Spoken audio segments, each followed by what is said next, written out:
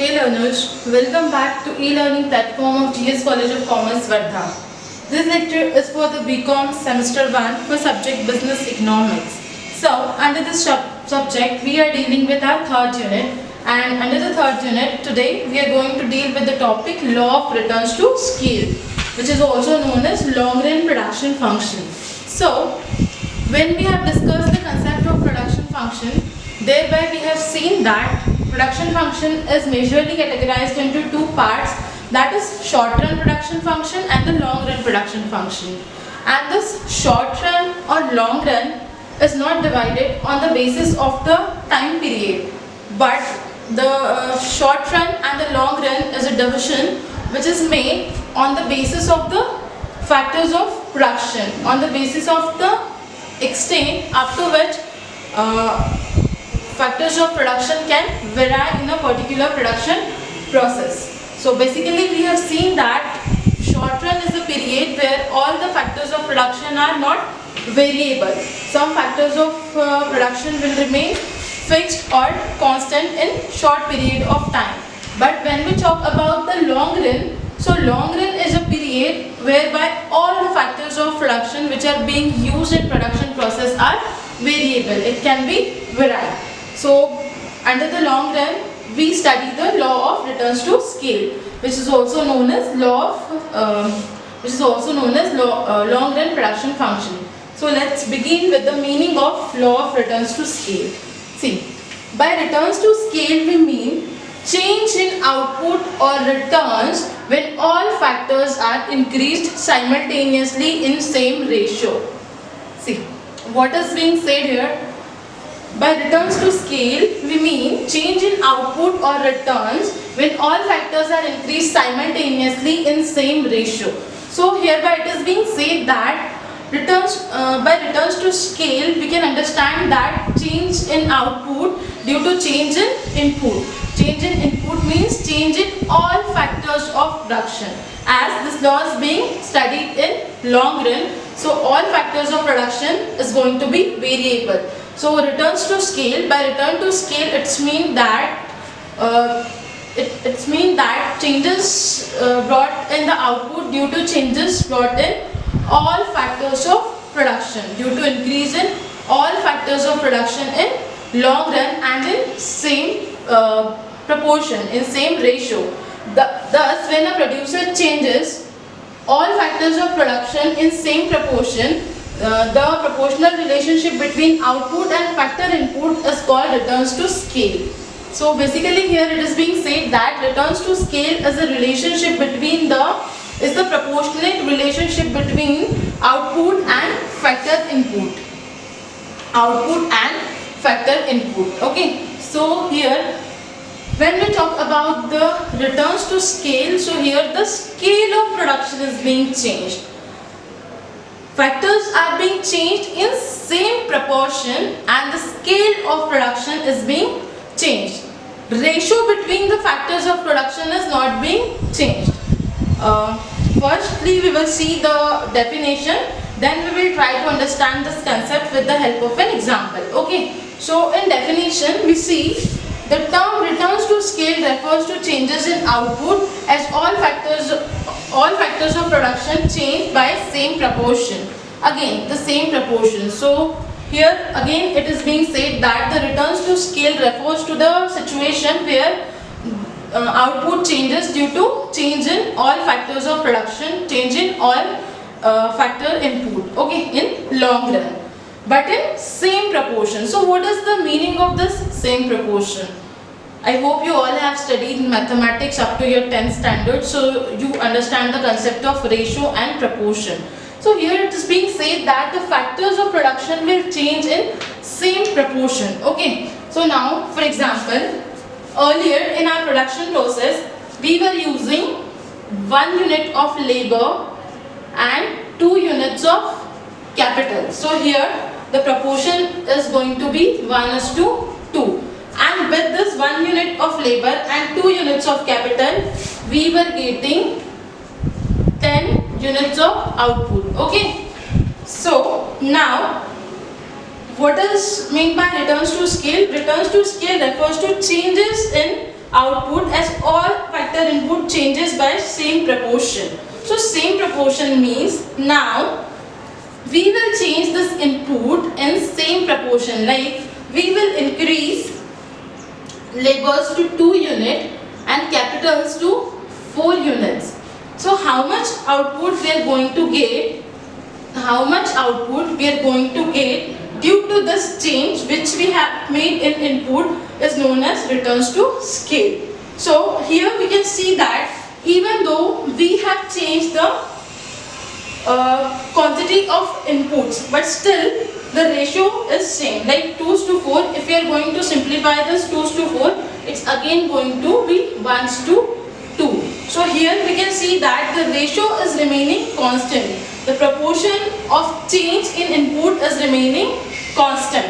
So what is basically the returns to scale says? Returns to scale says the changes brought in output means by how much quantity your output will increase due to changes in input. Okay, but that change in input should be in same ratio. So under returns to scale we study the changes in output due to changes in factors of production in long run, and these changes that we are making in factors of production in long run would be in same proportion. Means the proportion of the quantity of input that we are putting in production process will not change. It will remain in same proportion. So I hope now you are clear with the meaning of law returns to scale. Now whenever we talk about any law in the economics, so it is always based on certain assumption. So we will now see the assumptions which are underlying the law of returns to scale. So first assumption over here is long run.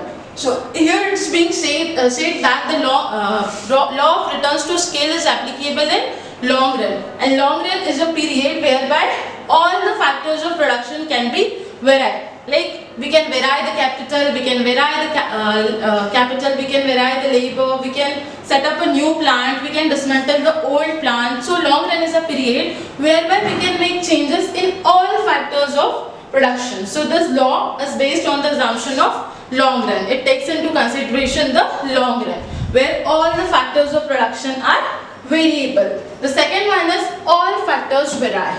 So as we have seen, long run is a period whereby all factors of productions are variable. No factor of production remains fixed. Long run is a period whereby we can vary all factors of production. So in law of returns to scale, it is assumed that whatever factors which are being used in production process are variable in nature. All factors are variable. We can vary all factors of production. The next one is factors vary in equal proportion. So rightly we have seen the example, like earlier we were doing production with 1 unit of labor and 2 units of capital, and we were getting 10 units of output. But later on we have increased our input, we have increased labor to 2 units and the capital to 4 units, and so that our output can be increased. So here we have increased the factors of production, but the ratio between the factors of production is remaining constant, because if you are going to simplify 2:4, you will again get 1:2. It means we are keeping the proportion same. Okay, we are just increasing the factors of production, but still the proportion ratio or proportion of increasing the factor will remain same. So that is why it is based on the assumption is factor vary in equal proportion. Okay. The next one is constant technology. So here again we assume that there is going to be the constant scale of technology throughout the production process. We are not going to make any changes in the state of technology, because due to change in state of technology there may be change in output as well. The next one is physical units. So again here we consider the relationship between the physical input and the physical output, like how much amount of input has been put under the production process, and due to that input how much amount or by how much quantity the output has increased. So here again we consider the physical relationship between input and output. No monetary relationship is taken into consideration under the law of returns to scale. scale. So these are certain assumptions which on which the law of return to scale is based. Now we will try to understand the law of returns to scale with the help of the schedule and the diagram. So let's begin. See, here we are assuming that we are having two inputs or factors of production, that is units of labor and the capital. So these are the inputs or factors of production. Okay, and as it is a long run production function, so here we are assuming that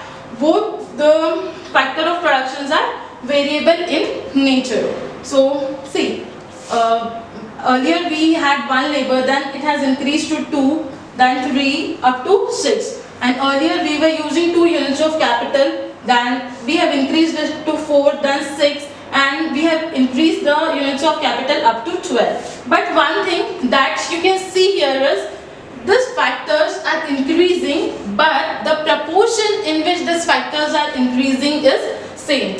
It's only 1:2. See, 1:2. If you are going to simplify 2 units of labor and 4 units of capital, so again you are going to get 1:2. If you take into consideration the 3:6, so again after simplification you are going to get 1:2. After simplifying 4:8, again you are going to get 1:2, 5:10, again 1:2, and the 6:12, again 1:2.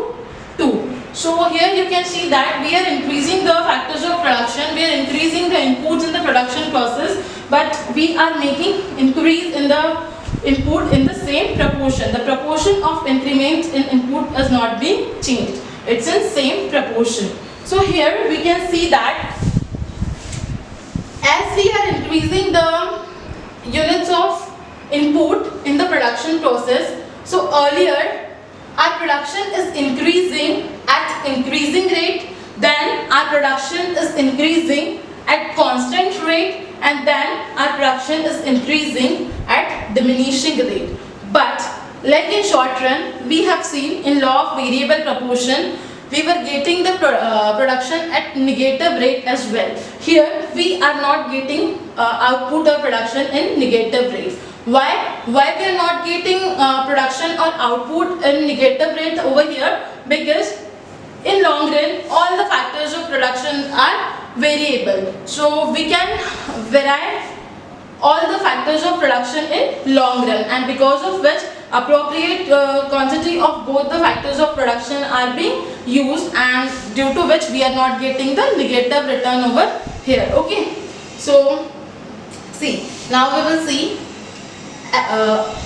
earlier when we have increased our input, like here we can see the percentage change in labor and capital, and how this percentage change is calculated. Like see, earlier we were using 1 unit of labor and then we have increased it to 2, so we can say that it has been increased by 100%. How we have calculated this 100%? So we have assumed that 1 is 100%, so 2 is going to be how much percent?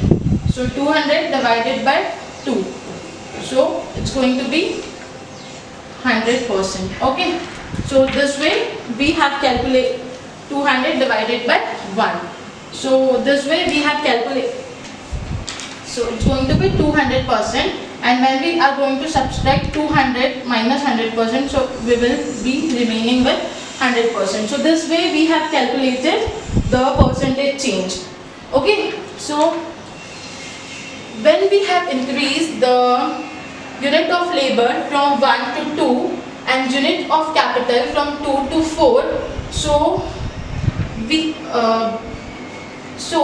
the total production has also increased from 10 to 30. Okay, then when we have increased unit of labor from 2 to 3 and units of capital from 4 to 6, so again the total production has increased from 30 to 60. Okay, so up to the employment of 3rd unit of labor and 6th unit of capital, our production is increasing at the increasing rate. That is why it is known as, this stage is known as increasing returns to scale. Here you can see that when we have made 100%,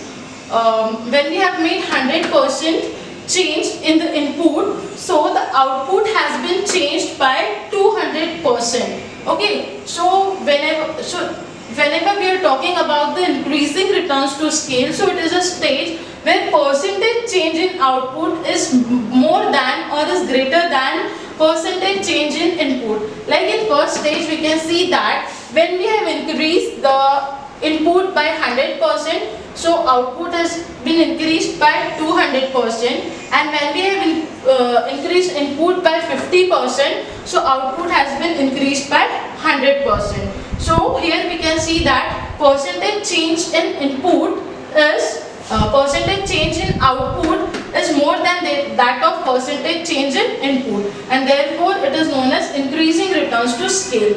Now when we talk about the second stage, like we can see that when we are employing the fourth unit of labor and the eighth unit of capital, so the total production is being increased from 60 to 80, and when we are employing the fifth unit of labor and 10th unit of capital, so total production is increasing from 80 to 100. So here we can see that due to 33% change in the input, that is labor and capital, the change in output is also 33%. And when again we are making 25% increase in input, so output is also being increased by 25%.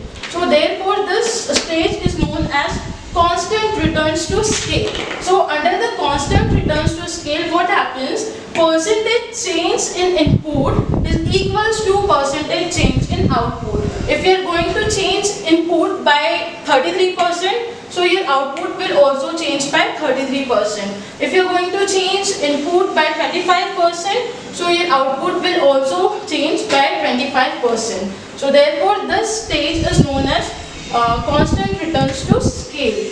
The third stage that we have under the law of returns to scale is decreasing returns to scale. So here we can see that when we are employing 6th unit of labor and 12th unit of capital, so our total production is increasing from 100 to 110 units. So here we can see that when we have made 20% change in input, so production is increasing by 10% only. So we call this stage as decreasing returns to scale because here percentage change in output is less than that of percentage change in input. Like here you can see when we have made 20% increase in the input or the factors of production in production process, so output is increasing only by 10%, and therefore this stage is known as decreasing returns to scale.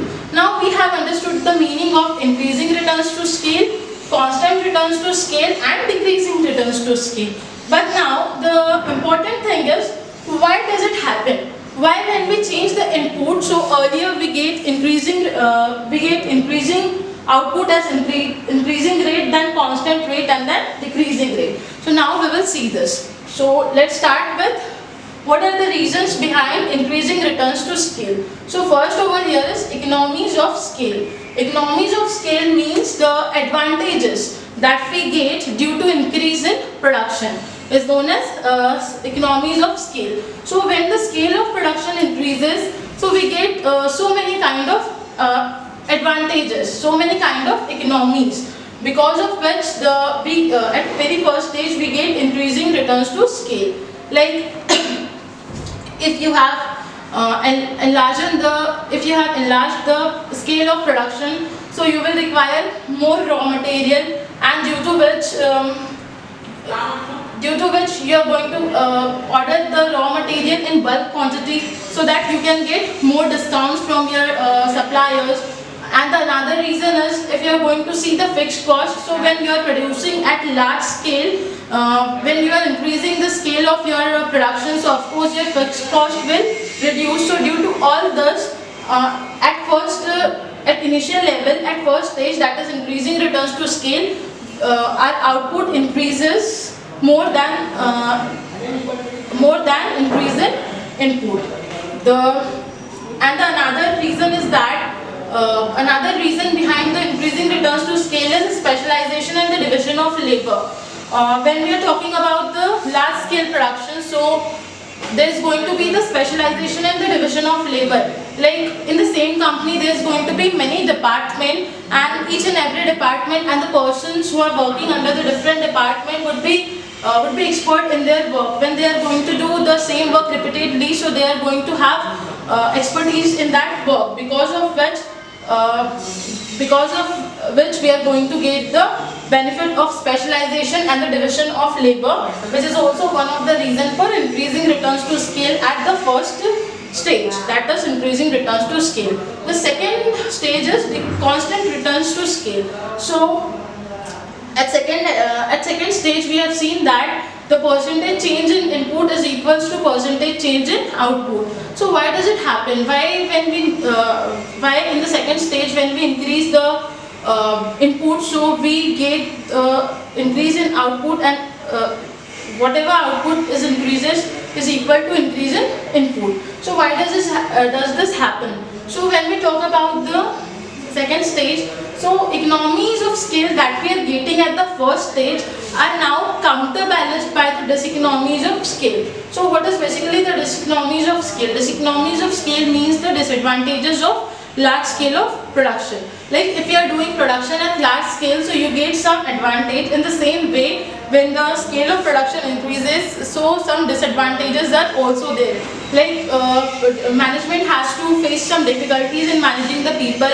There may be the problem of coordination and the control. So due to all this, your production or the productivity gets affected. So at the second stage, whatever economies you are getting at the first stage is counterbalanced by the diseconomies that you are getting due to increase in production. So due to this, you get the constant returns of scale. Means your percentage change in input is equals to the percentage change in output. The next stage is decreasing returns to scale. So under decreasing returns to scale, we have seen that percentage change in output is less than that of percentage change in input. For example, if you are increasing your input in the production process by 20%, so your output will increase only by 10%. So why it is happening? So in third stage, when you increase your scale or when you increase your capacity beyond a limit, beyond a fixed or certain limit, so you automatically start facing certain difficulties. You start getting certain disadvantages of that large scale production. And due to this disadvantages, like increasing difficulties of management in terms of coordination and the control of the people who are working in the organization, productivity of the organization, productivity in the production process declines, and due to this reason, this decreasing returns to the stage of decreasing returns to scale is faced in the production process. So these are the reasons for the different returns to scale. Now we will see the diagram of this law of returns to scale. So under the first stage, on x-axis the inputs are being represented, and on y-axis output are being represented. So as we have understood in the schedule, in first stage you can see that due to all these reasons, economies of scale, specialization and division of labor, we are getting increasing returns to scale. In second stage, increasing returns to scale means the percentage change in output is more than that of percentage change in input, and when we reach the second stage, so we get constant returns to scale. Means here the economies of scale are being counterbalanced by the diseconomies of scale, and therefore percentage change in output is equals to percentage change in input, and due to this we are getting constant returns to scale. So here the percentage change in input and output are equal. And when we are talking about the third stage, so here you can see that this curve is sloping downward, means here percentage change in output is less than that of percentage change in output is less than that of percentage change in input. Like when you are increasing the input by 20%, so your output is only being increased by 10%, and therefore this output curve is sloping downward, this production curve is sloping downward. So this way we get this diagram of the law of returns to scale. So here we are done with the law of returns to scale. In our next lecture, we are going to see the concept of economies of scale and the diseconomies of scale. Till then, stay tuned to our YouTube channel. Keep watching the lectures because there may be announcement of examination anytime. And in case you have any difficulties or doubts in this subject, so you can WhatsApp me, or you can WhatsApp your queries on group, or you can WhatsApp your queries to me on my personal number. So till then, stay safe and keep watching the video lectures. Keep studying. Thank you.